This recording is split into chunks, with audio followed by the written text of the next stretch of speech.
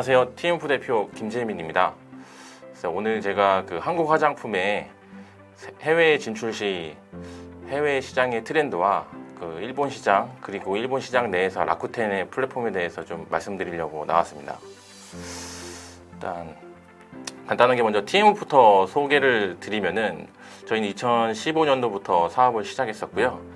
현재는 수출국가 8개 국가, 그 다음에 좀 수치가 조금 옛날 거라 현재는 한 100여 개의 브랜드를 해외에 있는 고객들과 바이어들을 통해 가지고 마케팅과 판매를 진행하고 있는 어떤 스타트업이고요.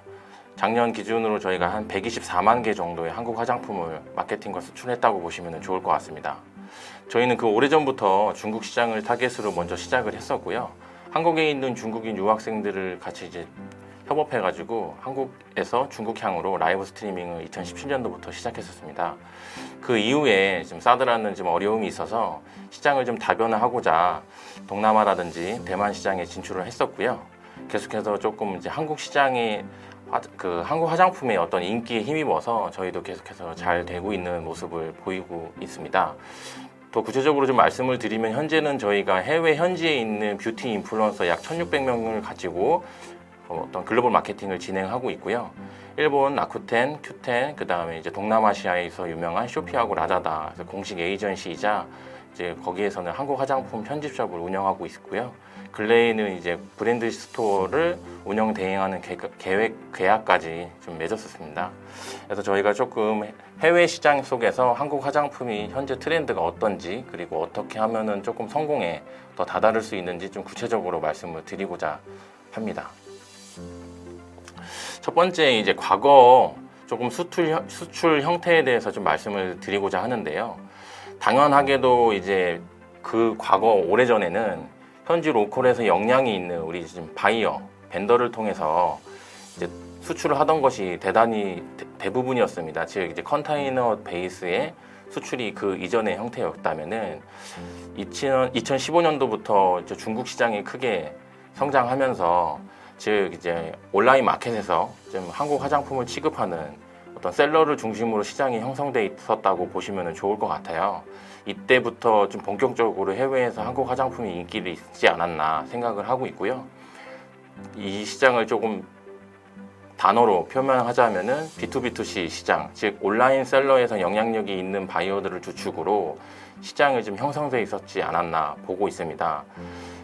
본격적으로 올해부터 또는 이제 작년부터 이제 플랫폼을 통해 가지고 한국 화장품 브랜드사들도 해외에 있는 최종 소비자들한테 마케팅과 판매를 직접 할 수 있는 시장들이 열렸는데요. 이 시장이 가장 좋은 이유는 첫 번째는 이게 직구의 개념이기 때문에 소위 말해서 이제 중국으로 치면 위생허가 없이 즉 어떤 등록과 허가의 개념 없이 바로 고객들한테 판매할 수 있다는 장점이 있고요. 그리고 아직까지도 모르시는 분들이 많은데 한국과 동남아 그리고 일본 시장까지 이제는 하나의 시장처럼 흘러가고 있는 트렌드를 보이고 있습니다. 무슨 말이냐 하면은 영업일 기준으로는 약 5일 정도밖에 걸리지 않고요. 배송비도 도어 투 도어로 가는데 약 4,000원에서 6,000원 정도면은 고객이 직접 한국에서 발송한 화장품을 받을 수 있는 시장이 현재의 시장의 모습입니다. 그래서 데이터를 보시면은 이제 쇼피에서 성과 보고를 낸 적이 있었는데요. 2017년도부터 2020년도까지 연평균 계속해서 173% 성장을 해오고 있는 시장이라고 보시면 좋을 것 같습니다. 해서 궁극적으로는 앞으로는 더더욱 브랜드사들이 이제 이런 이커머스 플랫폼을 통해 가지고 해외에 있는 고객들한테 직접 판매하는 시장에 D2C 시장으로 흘러갈 것으로 보고 있고요. D2C는 다이렉트 투 커스터머를 의미한다고 보시면 좋을 것 같습니다. 근데 이제 여러 시장들이 존재하는데 아무래도 아직까지는 중국 시장이 가장 큰 시장인 것은 당연합니다. 하지만 이제 포스트 차이나라고 해서 이제 중국 시장에 대한 어떤 좀 탈피 아니면 좀 시장의 다각화를 위해서 이제 동남아시아라든지 일본, 이제 미주 시장 또는 이제 흔히 요즘에는 남미까지도 보고 계시던 브랜드사들도 많은데요. 근데 이제 동남아시아 6개 국가를 다 합쳤을 때 작년 기준으로는 약 8천억 정도로 추산이 되고 있고요.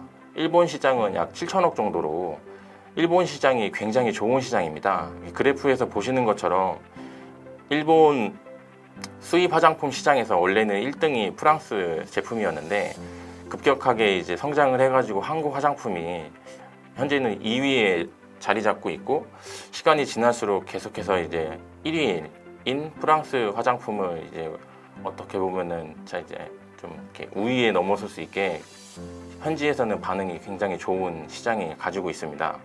참고적으로 여기에 나와 있지 않지만 여기에도 이제 나와 있긴 한데요. 이제 일본 시장에서 한국 화장품을 이제 수입한 금액이 전년 대비 약 160% 정도 상승을 했다고 보시면 좋을 것 같습니다. 그래서 일본 시장이 제가 봤을 때는 단일 시장이기 때문에 매우 좋은 시장이다. 동남아 같은 경우에는 물론 좋은 시장임에도 불명하지만 이게 국가마다 좀 현지화해야 되는 이슈도 있고, 두 번째로는 이제 쇼피라든지 라자다 플랫폼을 통해서 접근 가능하지만 이제 국가마다 스토어를 개별적으로 운영해야 된다라는 이슈가 있기 때문에 해당 전문가들을 채용하고 그 다음에 이제 재고라든지 이제 어떤 잘 하기 위해서 배로 좀 리소스가 들어간다고 보시면 좋을 것 같습니다. 근데 일본 시장이 매우 매력적인데, 기존의 일본 시장에 조금 과거에 지금도 진행하고 있는 형태를 보시자면은 이렇게 슬라이드에 나와 있는 것처럼 후생성의 인허가를 받고 그 다음에 수출할 때 이제 라벨, 현지에서 이제 볼 수 있는 일본어로 되어 있는 라벨을 부착해서 그 관세와 그 다음에 한국으로 치면은 이제 부가세를 다 이제 넣어서 최종 소비자들한테 판매해야 되는데요. 이제 하단에 보시는 것처럼 이제 아까 전에도 언급 드린 것처럼 일본에 있는 최종 소비자들이 이제 외국 제품을 구매할 때는 즉 16,666엔의 화장품은 면세 처리가 됩니다. 해서 지금 화장품은 대부분 다 이제 객단가가 그렇게 높지 않기 때문에 이제 이 범위 안에 들어간다고 보시면 좋을 것 같고요. 그래서 물론 수출도 이제 로컬로 진입하기 위해서 필요한 과정이지만 이런 복잡하고 조금 시간이 많이 들어가고 비용이 수반되는 이제 로컬 진입을 앞서서 해당 플랫폼들을 통해서 이제 먼저 시장을 검증받고 그 다음에 시장을 속에서 마케팅을 해서 최적화된 현지화 상품을 뽑아낸 다음에 해당 상품으로 나중에 이제 진입을 하시는 것이 올바른 방향이지 않을까 말씀을 좀 드려보고 싶고요. 그러면 왜 일본 시장에서 라쿠텐 플랫폼이 꼭 거쳐야 되는 중요 플랫폼인지 말씀을 좀 한번 드려볼게요. 흔히들 이제 큐텐과 라쿠텐, 그 다음에 이제 우리가 아마존 재팬, 그 다음에 야후 이렇게 볼 수 있는데요. 이제 화장품 특성상 여성 고객층이 메인 타겟층이라고 보실 수 있겠고요. 그리고 아무래도 어떤 구매력이 높은 연령층은 10대보다는 20대, 20대보다는 30대 이렇게 위주로 보실 수 있겠는데, 라쿠텐의 주요 소비층이 한국 화장품을 소비할 수 있는 여성 고객들이고 어떤 소비력이 높은 연령층을 가지고 있는 타겟과 일치한다고 저희는 보고 있습니다. 뭐 구체적으로 라쿠텐에서 로우 데이터라든지 통계치가 있으면 그거를 보여드리고 싶지만 한계가 있어서 조금 다른 데이터를 통해서 유추할 수 있을 것 같은데요. 하단에 보이시는 것처럼 현재 식품과 생활 잡화에서 라쿠텐 플랫폼이 일본 시장에서 전자상거래에서 차지하는 비율이 굉장히 높은 걸 보실 수 있겠습니다. 해서 라쿠텐이 브랜드 위주의 어떤 플랫폼이기도 하지만 어떤 타겟층의 일치를 보셨을 때 굉장히 매력적이고 필수적으로 꼭 브랜드사들은 진입해야 될 플랫폼이라고 저희는 생각하고 있습니다. 그래서 또 다른 라쿠텐의 매력을 좀 말씀을 드리고 싶은 거는요. 이제 라쿠텐의 특이한 점은 이제 생태계라고 표현할 수 있을 것 같습니다. 라쿠텐에는 이제 여러 가지 어떤 서비스라든지 어떤 마일리지 정책이 있는데, 조금 이렇게 표를 보시는 것처럼 쇼핑 포인트라고 이게 번역한 단어인데, 굉장히 여러 어떤 온오프 라인을 통틀어 가지고 라쿠텐에서 생성된 마일리지를 가지고 다른 데서 소비하거나 다른 데서 어떤 생성된 마일리지를 라쿠텐에서 쓸 수 있는 이런 생태계가 굉장히 잘 구축이 되어 있습니다. 그래서 라쿠텐의 이런 구축은 재구매율로 저희한테 이어지고 있기 때문에 어떤 일본 내의 큐텐보다는 라쿠텐의 어떤 재구매력이 저희 기준에서는 굉장히 좀 더 높지 않나 이렇게 판단을 하고 있고요.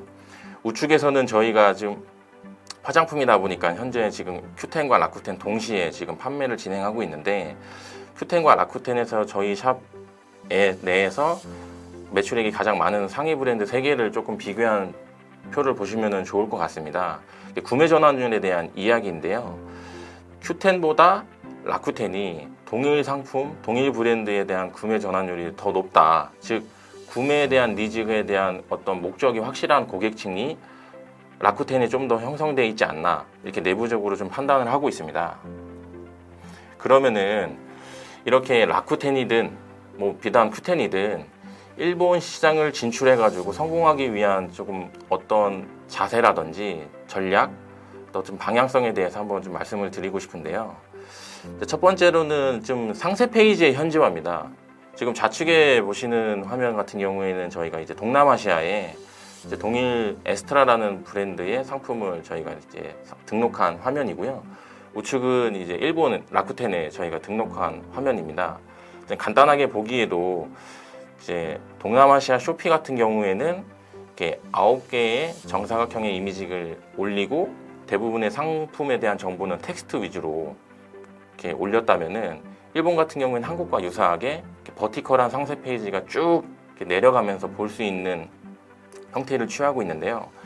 이 번역 하나하나, 그리고 상세 페이지에 들어가는 어떤 이미지라든지 또 이제 문구라든지 이런 것들을 일본 현지 분들이 굉장히 꼼꼼하게 보시는 것 같아서, 일단 현재 저희가 봤을 때는 상세 페이지에 대한 현지화, 즉 어떤 오타라든지 그런 것이 없고, 현지에서 어떤 좋아하는, 선호하는 어떤 단어라든지 어떤 기피하는 단어는 지양하시고요. 일단 이미지도 현지에서 좋아할 수 있는 조금 일본 스타일의 이미지를 넣는 것이 옳지 않나. 이것이 즉 어떤 구매 전환율까지 이어지기 때문에 굉장히 중요한 포인트 중에 첫 번째라고 꼽고 있습니다. 그리고 이제 두 번째 같은 경우에는 많은 접속자들이 이제 랜딩 페이지로 접속을 했을 때 이제 이탈률이 굉장히 많은 건 이제 어느 플랫폼이랑 동일한데요. 일본 같은 경우에는 한국도 그렇겠지만 이런 구매하는 사람들의 실질 구매 후기가 굉장히 도움이, 어떤 영향력이 크다라고 보시면 좋을 것 같습니다. 똑같이 저희가 이제 아모레퍼시픽의 에스트라의 브랜드 상품을 어떤 초반에 좀 세팅할 때 조금 저희가 가지고 있는 인플루언서 풀이라든지 어떤 프로모션을 통해 가지고 이제 보시는 것처럼 에스트라 상품의 구매 후기를 굉장히 좀 적극적으로 남길 수 있게 저희가 진행을 했었고요.